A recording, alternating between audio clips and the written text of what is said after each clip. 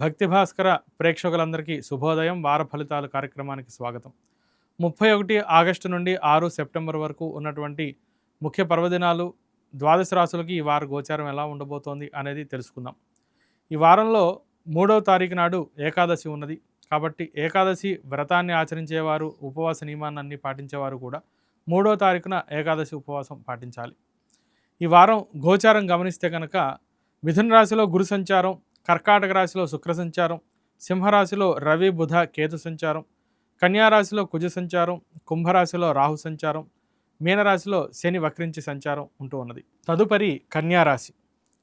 కన్యారాశి వారికి లాభంలో శుక్ర సంచారం, అట్లాగే వ్యయంలో ఉన్నటువంటి బుధ సంచారం.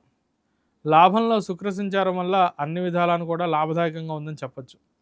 అయినప్పటికీ ఏదో తెలియనటువంటి సమస్య, మనకి ఎవరైనా ఏవైనా అంటారా, మనం చేసింది కరెక్టా కాదా, మీరు చేసింది కరెక్టే కానీ పెద్దలు దాన్ని సరిగ్గా ప్రశంసిస్తారా లేదా, దీన్ని అందరూ మెచ్చుకుంటారా లేదా, ఇట్లా పదే పదే మీరే తలుచుకు ఇబ్బంది పడటం, స్ట్రెస్కి గురవటం అనేది జరుగుతూ ఉంటుంది.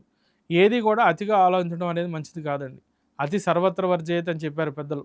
ఏదైనా సరే మితంగా ఆలోచించడం, ఏదో ఒకటి ఉన్న దాంట్లో కొన్ని అడ్వాంటేజెస్ ఉన్నాయా, అది బాగుంది, ఓకే ముందుకెళ్ళడం, ఆ పని పూర్తి చేయడం అనేటట్టుగా ఉండాలి. కానీ దాని గురించే అదే రీతిగా ఆలోచన చేయడం, పని మడుకు ఏమీ లేకుండా జస్ట్ మనస్తాపం చెందడం వల్ల ఎటువంటి ప్రయోజనం ఉండదు. కాబట్టి ఈ బుధ గోచారం అనుకూలంగా లేకపోవడం వల్ల అటువంటి ఇబ్బందులు కలిగే అవకాశాలు కనిపిస్తూ ఉన్నాయి. ఎవరో ఏదో అనుకుంటారు, దాని గురించి ఆలోచిస్తూ కూర్చోకుండా ముందరగా ప్రయత్నం చేయండి. ఏదో ఒక మంచి సత్కార్యం అనుకున్నాం, ఒకళ్ళో ఇద్దరో పెద్దలు, వాళ్ళ దగ్గర ఆశీర్వచనం, బ్లెస్సింగ్స్ తీసుకోవటం, వారిచ్చిన ఆశీర్వచనంతో దాన్ని నమ్ముకుని ముందుకు వెళ్ళిపోవటం, అలా చేస్తే మీకు ఎటువంటి ఆటంకాలు లేకుండా అనుకున్న పనులన్నీ కూడా పూర్తవుతాయి.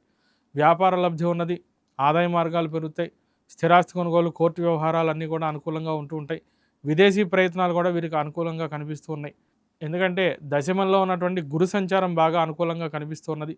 అట్లాగే లాభంలో ఉన్నటువంటి శుక్ర సంచారం కూడా అనుకూలిస్తూ ఉండటం చేత విహారయాత్రలు కూడా చేస్తూ ఉంటారు, విలాసవంతమైనటువంటి జీవితాన్ని గడుపుతూ ఉంటారు.